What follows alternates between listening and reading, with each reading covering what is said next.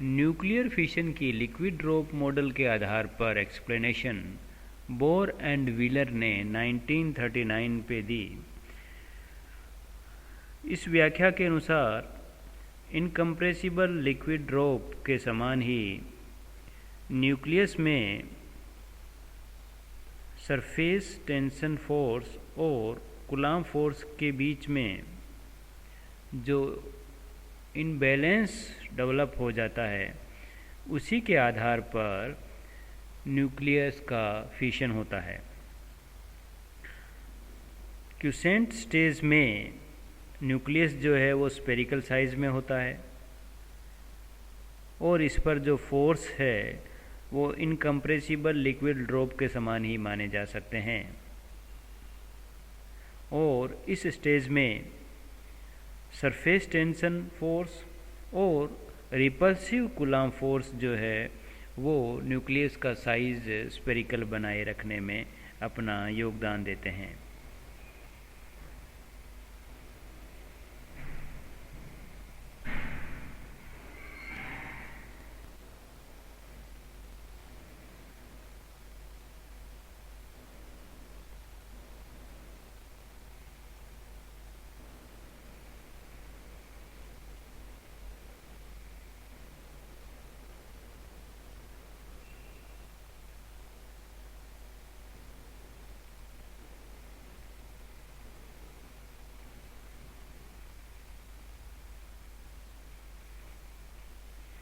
जब कोई fissionable nucleus neutron को कैप्चर करता है तो उसकी इंटरनल स्ट्रक्चर में चेंज होता है और न्यूक्लियस जो है वो एक्साइट स्टेट में चला जाता है या वह एक्साइटेशन एनर्जी को प्राप्त कर लेता है। इस एक्साइटेशन एनर्जी से जो न्यूट्रॉन को कैप्चर करने से मिली है, उसके कारण जो न्यूक्लियस है वो एक्साइटेड स्टेट पे पहुंच जाएगा और यह जो एक्साइटेशन एनर्जी है वो न्यूट्रॉन की जो काइनेटिक एनर्जी है और बाइंडिंग एनर्जी है उसी के रूप में इसको मिलती है। एक्साइटेशन एनर्जी के कारण न्यूक्लियस जो है उसका सरफेस वाइब्रेशन करना शुरू कर देगा। डिफॉर्मिंग फोर्स के कारण उसका जो साइज है वो स्पीयर के चेंज होकर एलिप्सॉइडल दीर्घवृत्तज रूप में परिवर्तित हो जाता है। यदि उसकी एक्साइटेशन एनर्जी का मान अधिक नहीं है तो सरफेस टेंशन फोर्स के कारण न्यूक्लियस का साइज जो है वापस स्फेरिकल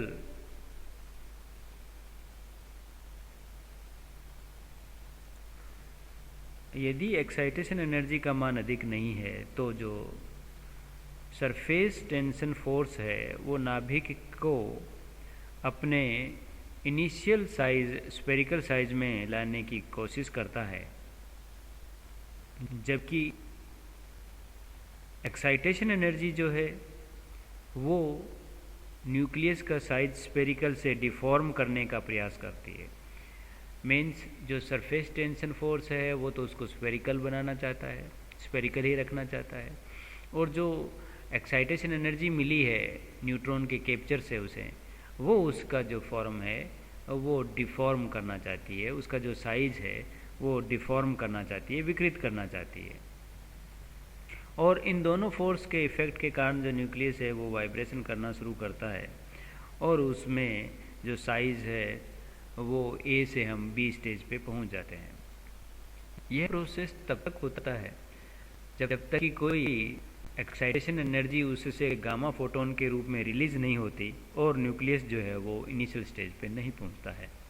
न्यूक्लियस को जो एनर्जी मिली है एक्साइटेशन एनर्जी के रूप में, यदि वो एनर्जी कम है तो यह एक्साइटेशन एनर्जी उससे गामा फोटोन के रूप में जब तक बाहर नहीं निकलेगी तब तक ये वाइब्रेशन करता रहेगा। जैसे ही ये एनर्जी उससे गामा फोटोन के रूप में बाहर निकल जाएगी, इसके वाइब्रेशन कम होकर इनिशियल स्टेज ए पर वह पहुंच जाएगा। यदि उत्तेजन ऊर्जा का मान अधिक है तो नाभिक के भारी होने के कारण उसमें जो ऑसिलेशन है वो तेज़ी से होने लगेंगे और उसका जो साइज़ है वो डम्बेल आकार का हो जाएगा। मतलब ये हुआ कि उसकी जो पोजीशन है वो सी हो जाएगी। और जो डम्बेल आकार होगा, ज़रूरी नहीं है कि दोनों जो डम्बेल हैं उनका जो साइज़ है, दोनों जो डम्बल है उन दोनों के साइज़ समान हो, यह कोई ज़रूरी नहीं है। प्रोटॉनों के बीच रिपल्सिव फोर्स के कारण इन दोनों भागों के बीच की दूरी बढ़ जाती है और यह क्रिटिकल स्टेज जो है वो डी तक पहुंच जाता है। इस स्थिति में नाभिक का अपनी प्रारंभिक अवस्था में अब लौट पाना संभव नहीं होगा। जब डी स्टेज पे यदि न्यूक्लियस पहुंच गया है तो अब वह स्फेरिकल स्टेज जो इनिशियल स्टेज थी उसको वह प्राप्त नहीं कर सकता और नाभिक जो है वो दो भागों में टूट जाता है, जैसे कि ई में दिखाया गया है। और यह जो सारा प्रोसेस है वो नियरली 10⁻⁻12 सेकेंड में हो जाता है। इस प्रकार हम कह सकते हैं कि यदि एनर्जी कम है तो वो ए से बी और बी से वापस ए स्टेज पे हो जाएगा, और यदि उसके पास में एनर्जी ज़्यादा है तो वो ए से बी से सी से डी और वो ई स्टेज पे पहुंच जाएगा। और इस पूरे प्रोसेस में नियरली 10⁻12 सेकेंड का जो है वो टाइम लगता है। बहुत ही कम टाइम में ये सारा प्रोसेस हो जाता है।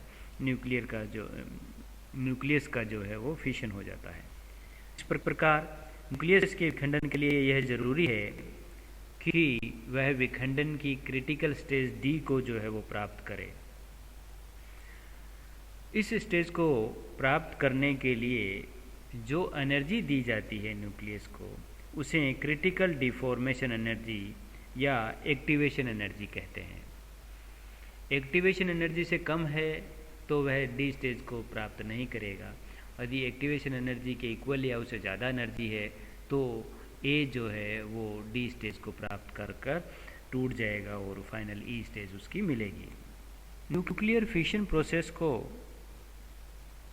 एक्सप्लेन करने के लिए प्रोडक्ट न्यूक्लियाई के जो बीच की पोटेंशियल एनर्जी ई और उनके बीच की डिस्टेंस आर में ग्राफ खींचें तो ग्राफ डायग्राम में दिखाए के अनुसार मिलता है। r = 0 पर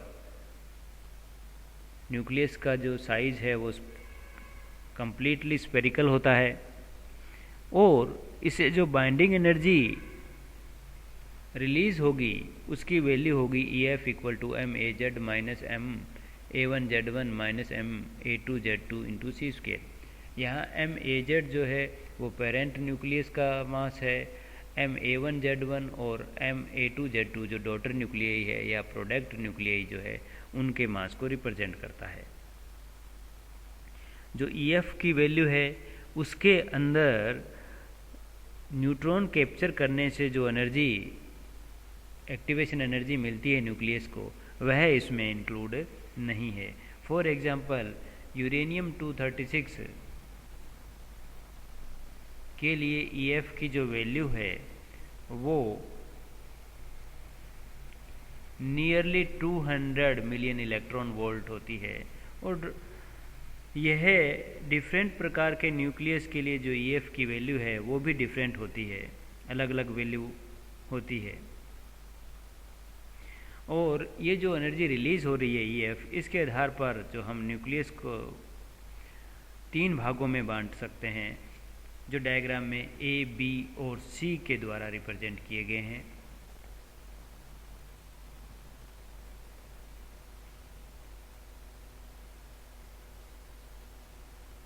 जो EC एनर्जी है वो कंपाउंड न्यूक्लियस की बैरियर एनर्जी है। यह ऊर्जा नाभिक के फिशन से जो 2 प्रोडक्ट मिले हैं उनके बीच की कूलाम्ब पोटेंशियल एनर्जी है जब वो जस्ट टच की स्थिति में हो, मीन्स उनके बीच की दूरी जो है वो R1 प्लस R2 के इक्वल हो। जस्ट टच की पोजीशन में जो डॉटर न्यूक्लियाई है उनके बीच की जो कूलाम्ब पोटेंशियल एनर्जी होगी उसे ही हम EC या बैरियर एनर्जी कहते हैं। इस प्रकार जो EC की वैल्यू होगी वो हो जाएगी Z1 Z2 into E square divided by R1 plus R2। इस एनर्जी से अधिक एनर्जी होने पर ही नाभिक के विखंडन की संभावना होती है। इस प्रकार EC माइनस EF को हम एक्टिवेशन एनर्जी कहते हैं। ए प्रकार के न्यूक्लियस के लिए EF ग्रेटर देन EC और ये ए की वैल्यू ग्रेटर देन 250 के लिए होती है।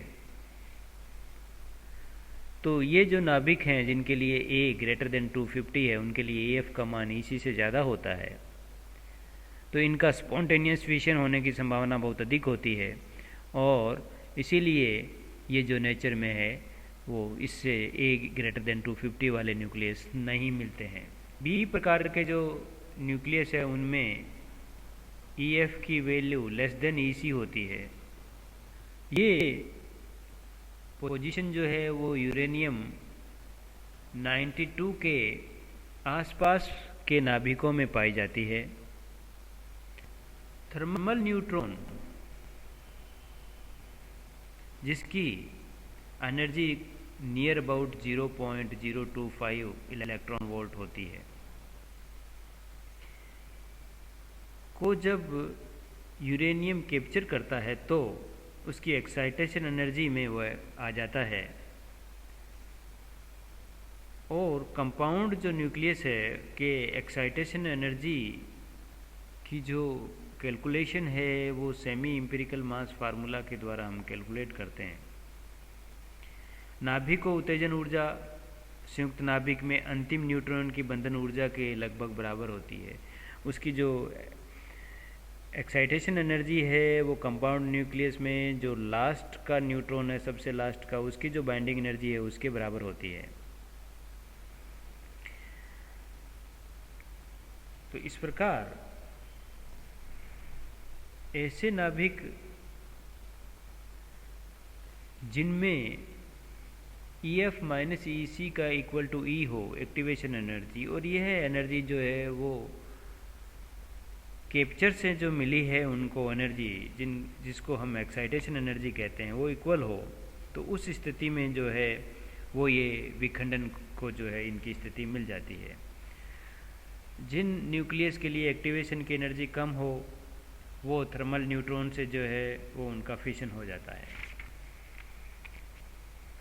और जिनके लिए एक्टिवेशन की एनर्जी ज़्यादा है तो उनके लिए जो एक्साइटेशन एनर्जी है वो भी ज़्यादा चाहिए उनके फिशनेबल प्रोसेस के लिए, और यदि ये वैल्यू कम है तो वो टूटेंगे नहीं। एक्साइटेशन एनर्जी एक्टिवेशन एनर्जी से कम हो तो जो न्यूक्लियस है वो पोटेंशियल बैरियर को क्रॉस नहीं कर पाएगा और उसका जो है वो फिशन नहीं होगा। इस अवस्था में न्यूक्लियस जो है वो गामा रे को इमिट कर वापस ग्राउंड स्टेट में आ जाएगा। थर्ड प्रकार के जो न्यूक्लियस हैं उनमें EF लेस देन EC होती है। ऐसे न्यूक्लियस में जो है वो नियर अबाउट 85 से लेकर 209 के बीच मिलते हैं और इनके लिए जो